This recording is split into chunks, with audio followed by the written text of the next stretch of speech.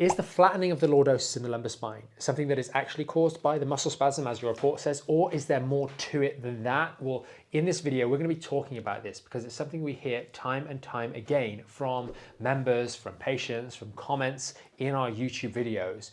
And hopefully we'll get you to better understand that maybe we've got things a little bit the wrong way around. So this specific line in an MRI report or an X-ray report referring to the lumbar spine, and sometimes this also is commented in the neck as well, is something that basically is saying that we've got a flat lumbar spine. So the person's lying down maybe in the case of the MRI, or standing up in the case of the X-ray, and then it's flat, and then it's muscular spasm causing that stiffness. Why is this a problem? Because often it's the inference that it's the muscles in the lower back where you're feeling that tightness and stiffness and aching that are in spasm. But hopefully this video is going to better your understanding in this, and you'll really start to appreciate what muscles actually do this, what muscles are not going to be involved in this, and why this makes very little sense and really is quite confusing, which is why you ultimately don't get results when you do the stretches that you're told to do, like those knee hugs, child's pose, or kind of rocking and hugging these in some sort of variation.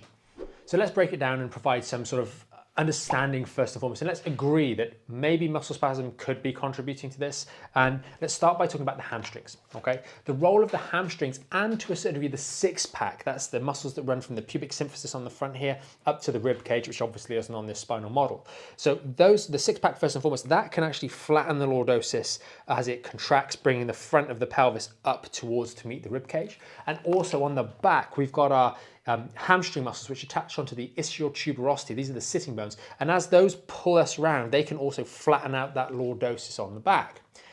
What doesn't flatten the lordosis on the lower back is these muscles here, the lumbar rectus spinae muscles going into spasm. So we could make the statement that, hey, these muscles are tight, they're in spasm. Now, what's going to cause tightness in your rectus abdominis muscles? A stomach ache, soreness in your abs, rounding over because your tummy's sore? Not going to be associated with your lower back.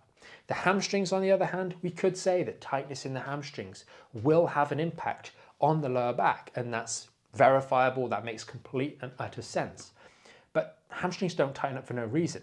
Hamstrings are most likely tight because there is a problem in the lower back. So in this scenario, we're putting the cart before the horse. We're getting things wrong way round. And if we start operating on the proviso that muscles just randomly go into tightness and flatten our lordosis, we really are missing something.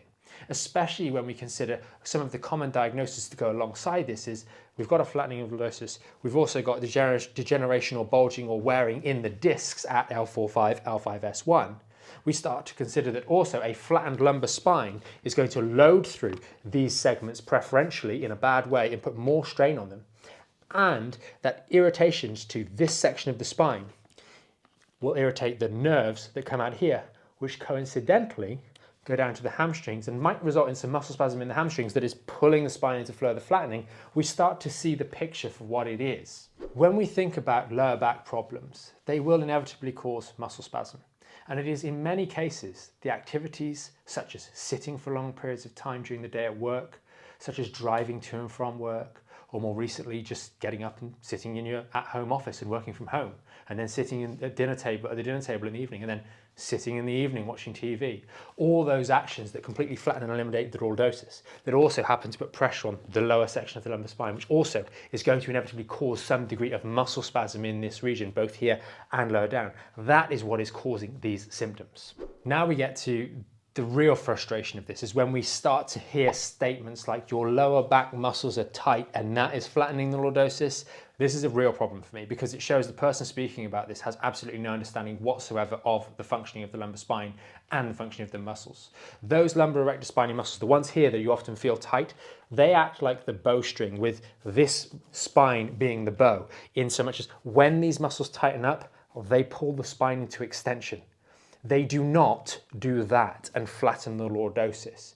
Anyone that is giving you the exercise, they're saying, hey, you've got a flattened upper spine, do more rounding, really makes no sense, because they're saying your spine is already flat. So what we need to do is we need to hug our knees or get into child's pose and round it even more, because that somehow allow it to just snap back into lordosis. It's not going to happen. It shows a lack of understanding for simple mechanics of the spine, and it's why these exercises are prescribed, because people just don't understand how the spine works, especially if we're saying these sorts of things.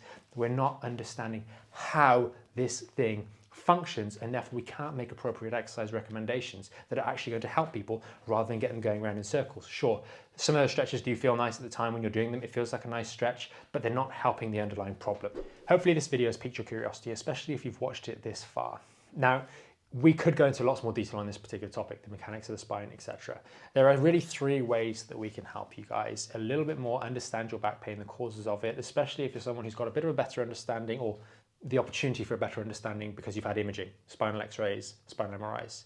Firstly, we have our weekly Back in Shape podcast. That is free to sign up with, and there'll be a link up here or in the description to sign up, and you will get that sent to your inbox every single Sunday. The second way, you're already on it, our YouTube channel. We have literally hundreds of videos that talk about this and many more topics around back pain to help you guys understand a little bit more about it. There's comment sections obviously on all of the videos, and we really do engage with each and every one of your comments to help you guys better understand your own body, because there is a lot of information out there, and we try to give you not only what to do, but why to do it. And some of the videos are longer like this one. They're talks, they're explanation, it's maybe theory. Other videos, we're talking about demonstrations, we're showing you guys what to do, etc., etc.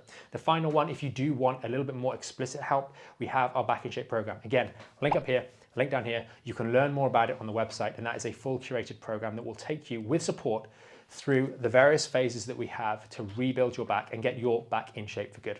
Until next time, if you've found this video helpful, give it a thumbs up. Remember, you can subscribe to the channel so you make sure you stay up to date with all the latest videos, and we will see you in the next video. Thanks for watching.